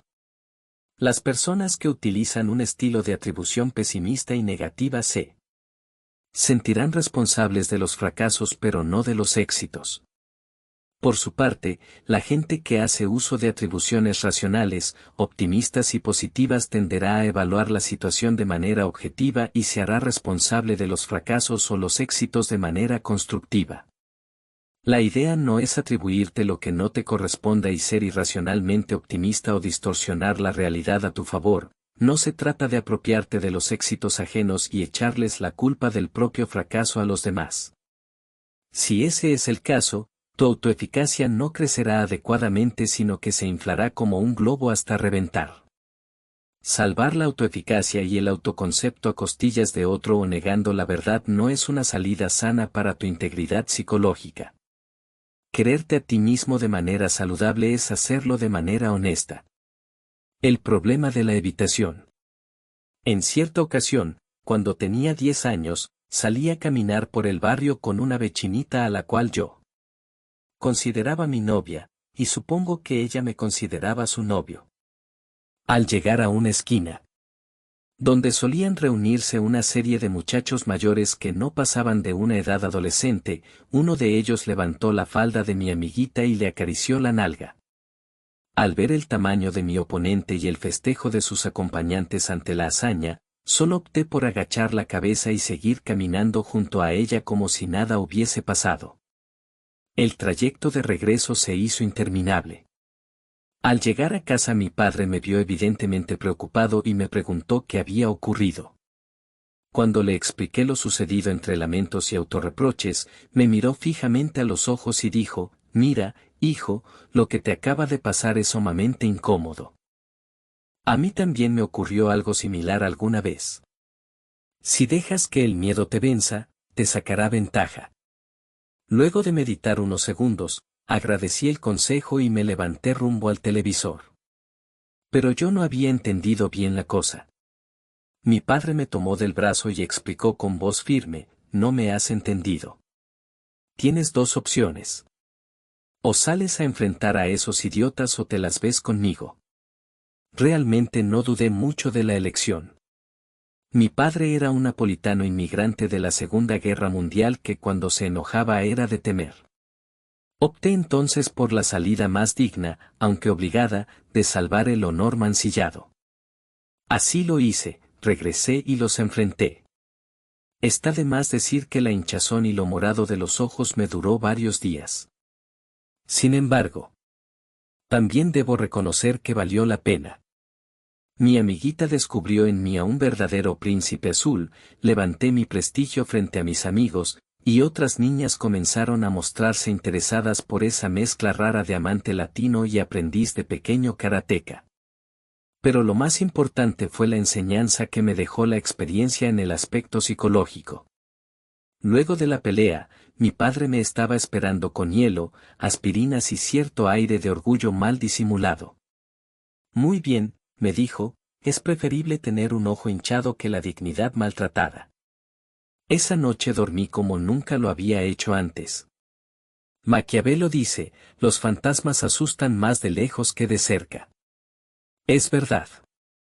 La única manera de vencer el miedo es enfrentarlo. De igual modo, no hay otra forma de solucionar un problema que afrontarlo abiertamente y con la menor cantidad posible de subterfugios. Sin embargo, pese a las ventajas comprobadas de los métodos de la exposición en vivo de lo que tememos, los humanos nos resistimos a pagar el costo de tal superación, porque es incómoda. Optamos por el camino más fácil, el alivio que nos produce la evitación y la postergación. La evitación impide que el organismo esté expuesto el tiempo suficiente para vencer el miedo, refutar las creencias irracionales que nos empujan a actuar inadecuadamente o solucionar el problema de que se trate. Enfrentarse a cosas desagradables es molesto y puede llegar a ser doloroso, pero es el precio para modificarlas y vencerlas. ¿Qué opinarías de alguien que prefiriese no curarse su amigdalitis, sabiendo las graves consecuencias de una fiebre reumática, por no soportar el piquete de una inyección? En los trastornos graves de pánico, está comprobado que la mejor estrategia terapéutica es la exposición a la fuente fóbica. En estos casos, cuando el sujeto se somete al miedo, la adrenalina se dispara y produce determinadas reacciones fisiológicas como taquicardia, sudor, cambios de temperatura, náuseas, mareos, etc. Estas sensaciones son incómodas, pero después, si se logra mantener la exposición el tiempo suficiente, disminuyen, se agotan y el organismo se habitúa al objeto temido. Esto se denomina extinción del miedo. Por desgracia, no soportamos el tiempo necesario de acostumbramiento y escapamos antes de que la extinción ocurra. Si quieres superar tus inseguridades, debes ponerte a prueba y exponerte. Debes arriesgarte y someter a contrastación las ideas infundadas o erróneas que tienes sobre ti mismo. Si haces de la evitación una costumbre, nunca sabrás valorarte. La baja autoeficacia produce efectos similares a los arriba mencionados. Los sentimientos de inseguridad que produce la idea de que uno es incapaz impiden que se persista el tiempo necesario para superar los inconvenientes, debido a que cualquier obstáculo será visto como un abismo infranqueable del cual hay que alejarse rápidamente. Con esta manera de obrar, las anticipaciones catastróficas de fracaso absoluto nunca podrán ser rebatidas y contrastadas en la práctica. ¿El peligro es real? La evitación no siempre es inadecuada. Es indudable que el escape y la evitación son las mejores opciones cuando el peligro, físico o psicológico, es objetivo y realmente dañino. Supongamos que alguien te dice que en la habitación contigua se encuentra un león hambriento próximo a derribar la puerta, e inmediatamente escuchas un terrible y estruendoso rugido. El león, objetivamente, puede hacerte daño. Si te ven correr ante el animal enfurecido, la gente opinará de ti, miren qué hábil es.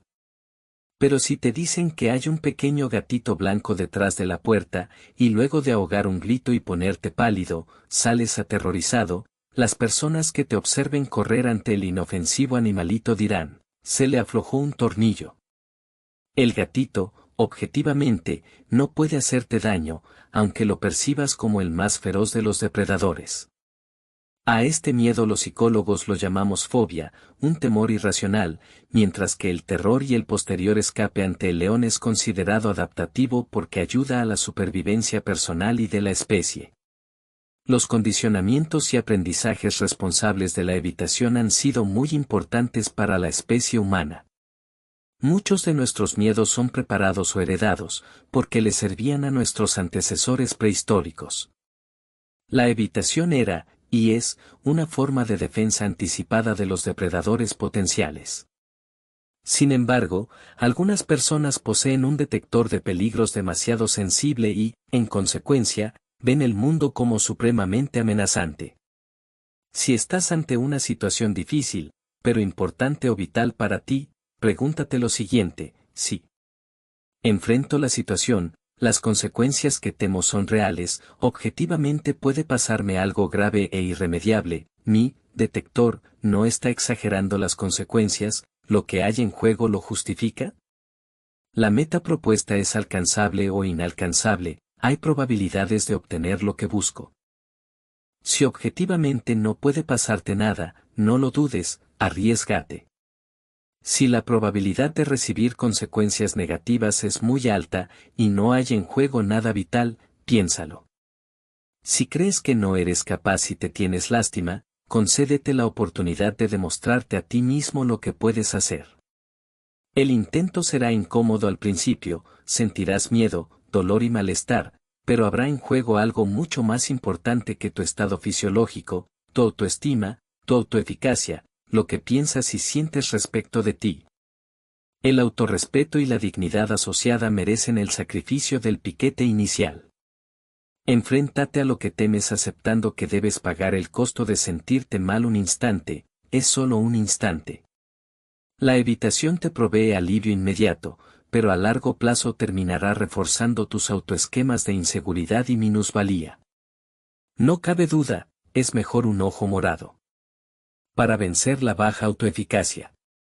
Resumiendo lo dicho hasta aquí, la autoeficacia es la opinión cognitivo-afectiva que se tiene sobre la posibilidad de alcanzar determinados resultados, es decir, La confianza en que uno pueda conseguir las metas exitosamente.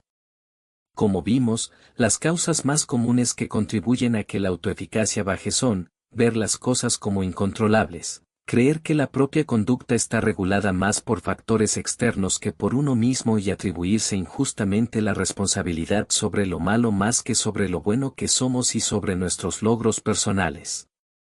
Cualquiera de estos tres factores genera un autoesquema de desconfianza e inseguridad en uno mismo, lo que lleva a evitar las situaciones de reto, problemas o cualquier evento que implique la intervención personal para su solución. La persona hará de la evitación una forma de vida. Las siguientes estrategias te permitirán afrontar la baja autoeficacia o conservarla en un punto adecuado. 1. Elimina el no soy capaz. Si te menosprecias, tu diálogo interno obrará como un freno. Elimina de tu repertorio el no soy capaz, porque cada vez que te lo repites confirmas y refuerzas tus sentimientos de inseguridad. Esta calificación negativa, automáticamente, te inmovilizará. Si el entrenador del atleta antes mencionado le dijera al oído y en el momento justo de saltar, no eres capaz, ¿crees que su resultado sería bueno? Muchas personas han vivido en carne propia los efectos de la desconfianza familiar. El niño no es capaz, mejor hazlo tú. ¿Cómo te sentirías si en el trabajo tu jefe eligiera darle un encargo especial a un compañero tuyo con el argumento de, le di el trabajo a Juan porque usted no es capaz? Aunque no seas consciente de ello, las consecuencias psicológicas de decirte a ti mismo, no soy capaz son tan contraproducentes como cuando te lo dicen otras personas. Si te dices, soy un inútil, soy un fracasado, soy un idiota, terminarás siéndolo. Cada vez que te encuentres rumiando el nefasto no soy capaz, aléjalo y expúlsalo de tu mente. Detén el pensamiento, diciéndote, basta, no más. Cambia de actividad, habla por teléfono, escucha música, canta en voz alta u orienta tu diálogo positivamente, pero no dejes que un pensamiento negativo arrastre otro y tu mente se convierta en una cadena de pensamientos autodestructivos. Por ejemplo, puedes decirte, esta manera de hablar no es sana para mi salud mental. Nadie es totalmente capaz o incapaz. Además, debo darme otra oportunidad. Esta forma de tratarme me inhibe, me vuelve inseguro y dubitativo. Ya es hora de que empiece a respetarme y a tratarme bien, si me lo propongo, seré capaz. 2. No seas pesimista. Las personas con baja autoeficacia anticipan el futuro negativamente y, cuando se trata del propio rendimiento, sus expectativas son de fracaso e incapacidad. Siempre se ven a sí mismas como las peores actrices o actores de la película. Si ven venir el fracaso en cada una de sus actuaciones, ni siquiera les provocará intentar remediarlo. Las profecías negativas suelen convertirse en realidad, porque nosotros mismos nos encargamos de que se cumplan. Por ejemplo, si te dices, me va a ir mal, la motivación, la tenacidad y la perseverancia necesarias para alcanzar la meta flaquearán, no tendrás la energía suficiente y tu predicción se cumplirá, pero por culpa tuya. Cuando te encuentres haciendo demasiados malos pronósticos sobre tu futuro, pregúntate si eres realista o no y una vez que hayas hecho tus predicciones, sean buenas o malas, acostúmbrate a verificar luego su validez, contrástalas con la realidad y comprueba si tenías razón o no. El método de cotejar las hipótesis con los datos objetivos te hará descubrir que tus anticipaciones no suelen ser tan exactas y que a la larga tus dotes de oráculo dejan mucho que desear. La costumbre de examinar las anticipaciones con la realidad te permitirá pulir y perfeccionarlos. Procesos de deducción hacia el futuro. Lleva un registro detallado sobre los aciertos y fallas en tus conjeturas. Si una anticipación no se cumple 2, 3 o 4 veces, descártala y ya no la utilices. Si te dices, por ejemplo, soy muy malo para conversar y las chicas o los chicos se aburren conmigo, somete a examen tal anticipación. Define exactamente lo que esperas que ocurra, se burlarán, se reirán, harán gestos y muecas, se aburrirán, bostezarán, Se querrán ir rápido y no hablarán, no volverán a salir conmigo, y cosas por el estilo. Utiliza categorías definidas y claras que puedas realmente verificar o refutar. Luego de salir varias veces con distintas personas podrás comparar lo que esperabas con lo que verdaderamente ocurrió. Si no se burlaron, no parecieron aburrirse y volvieron a salir contigo, tus anticipaciones catastróficas no se cumplieron. Y si se cumplieron, tienes un problema que resolver, con o sin ayuda profesional, que no es el fin del mundo porque puede arreglarse. Somete a verificación tus predicciones, sin trampas. Recuerda que muchas veces, de manera inconsciente, hacemos todo lo posible por sabotearnos a nosotros mismos y facilitar que nuestras profecías se cumplan. La premisa central es como sigue: intenta desarrollar en ti la sana costumbre de autoevaluar tu capacidad de dar malos pronósticos. Te agradará saber las veces que te equivocas y lo malvidente que eres. 3. No seas fatalista. Eres el arquitecto de tu futuro, aunque suene trillado y no te guste, porque es más fácil confiar en que un ángel se encarga de ti. Por lo menos estarás de acuerdo en que, en una gran proporción, construyes tu destino. Por tanto, tienes el poder de cambiar muchas cosas. No veas el mundo como inmodificable y fijado de una vez para siempre, gobernado por leyes que te impiden cambiar las situaciones que te incomodan. Si tienes un punto de control externo para todo, tenderás a ser fatalista y verás los infortunios como incontrolables. Quita de tu repertorio verbal la palabra siempre. El pasado no te condena, de hecho, tu presente es el pasado de mañana, y por tanto, si cambias en el aquí y el ahora, estarás contribuyendo de manera significativa a tu destino. Es cierto que los acontecimientos de tu niñez y adolescencia tienen influencia sobre ti, sería absurdo negarlo, pero esta influencia es relativa y modificable. No eres un animalito de laboratorio expuesto a los caprichos del experimentador. Los humanos, afortunada o desafortunadamente, tenemos la posibilidad de construir nuestra historia de manera activa y participativa y reestructurar nuestra manera de procesar la información. No estamos predestinados al sufrimiento. Si haces demasiado hincapié en el azar y la suerte, tu autoeficacia no podrá crecer porque verás obstáculos insalvables por todas partes. Cuando hagas tus balances de costo-beneficio, inclúyete tú mismo como el principal recurso de afrontamiento. El futuro no está sentado esperando que llegues a él, sino aguardando a que lo fabriques. Un día cualquiera toma la decisión de programarte positivamente. Piensa que durante ese día serás el dueño de tu vida y el único juez de tu propia conducta. Podrás hacer y deshacer a tu gusto. Ese día serás el músico y el director de orquesta, y dirigirás tus pasos con la firme convicción de que eres tú, y solo tú, el artífice de lo que quieres conseguir.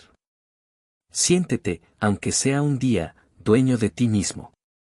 No habrá horóscopos ni guías externas, serás radicalmente interno y desafiarás los pronósticos negativos, provengan de donde provengan. Harás tu propia cábala y jugarás a ser tú mismo sintiéndote ganador. Ensaya un día. Si te gusta, seguirás intentándolo, puesto que no hay mejor sensación que sentirse el principal motor de la propia vida. Dueño de ti, enamorado de ti. 4. Trata de ser realista. 3 puntos para que reflexiones al respecto. A. Si todo lo ves con la óptica externa, nada dependerá de ti. El éxito no te provocará satisfacción y nada harás frente al fracaso. B. Si evalúas todos los éxitos con un punto de vista externo y los fracasos como internos, te derrumbarás hasta la depresión. C. Si atribuyes todos los éxitos como internos y los fracasos como externos, te engañarás a ti mismo.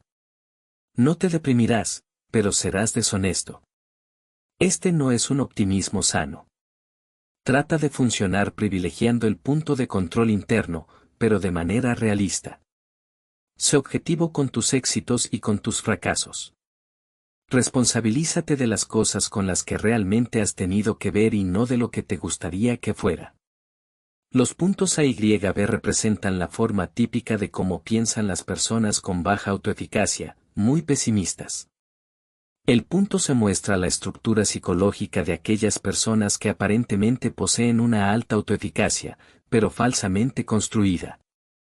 Acepta tus éxitos, ya que sería injusto contigo desconocer tus logros, pero también acepta tu cuota de responsabilidad en los fracasos. Esto te permitirá sentarte a disfrutar las victorias sin culpa ni remordimiento y a superar la adversidad sin falsas expectativas.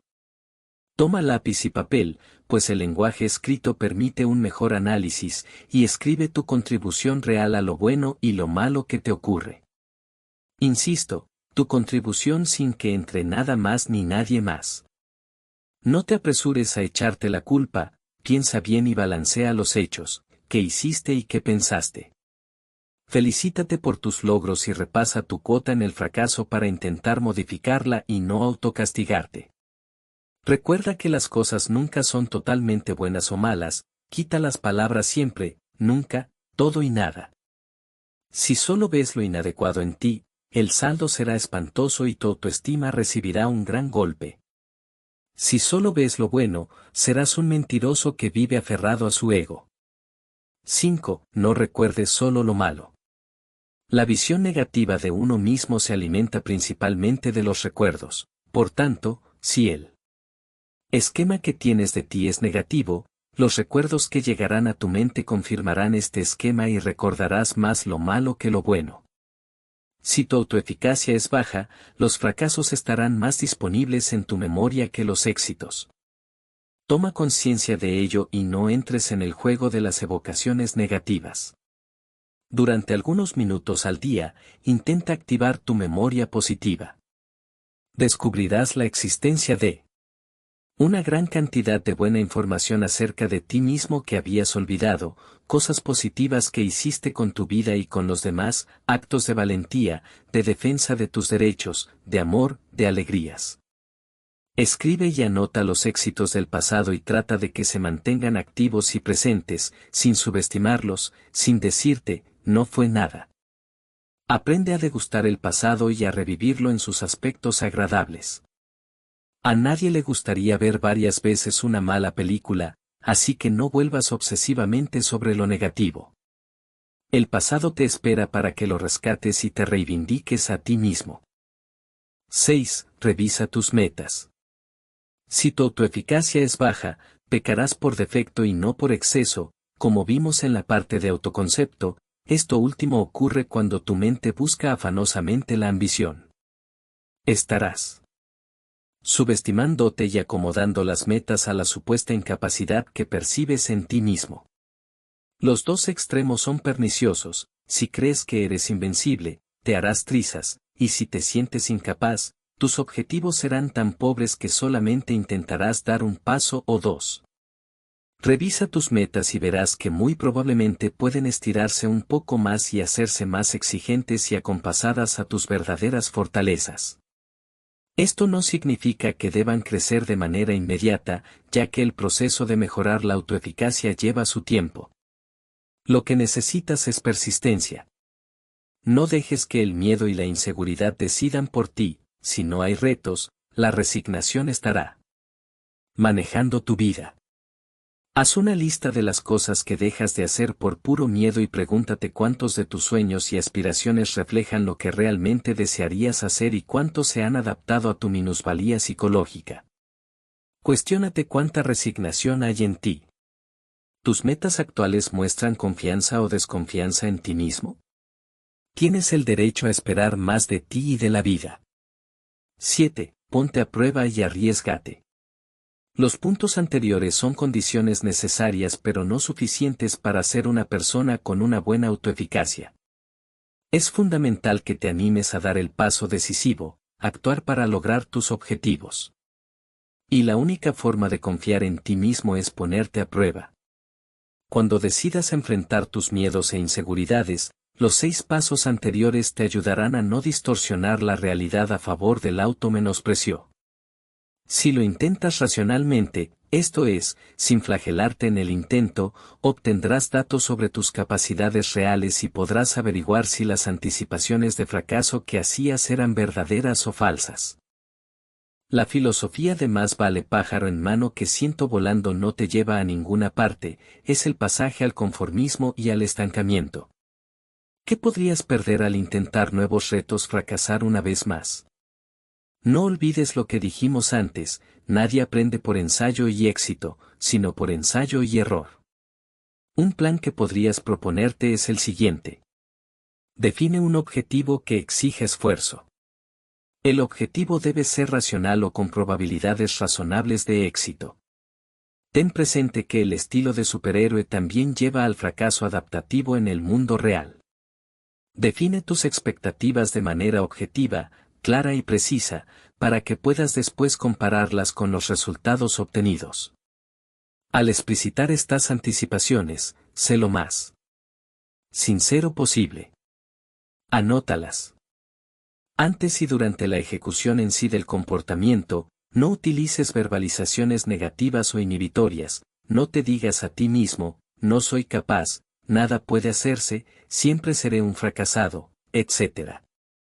Maneja un punto de control interno.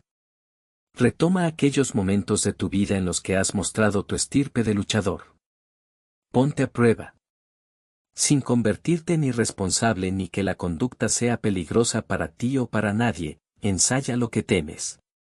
Durante el enfrentamiento, no evites y persiste el mayor tiempo que puedas ante los obstáculos.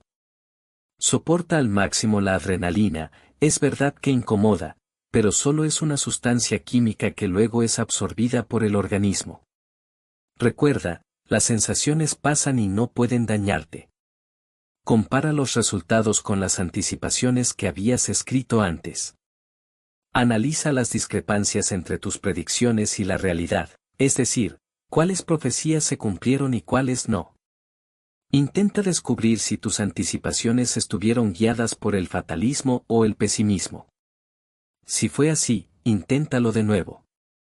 Que tu próximo comportamiento hacia la meta no esté impregnado de anticipaciones catastróficas. Simplemente intenta ser más realista en tus predicciones.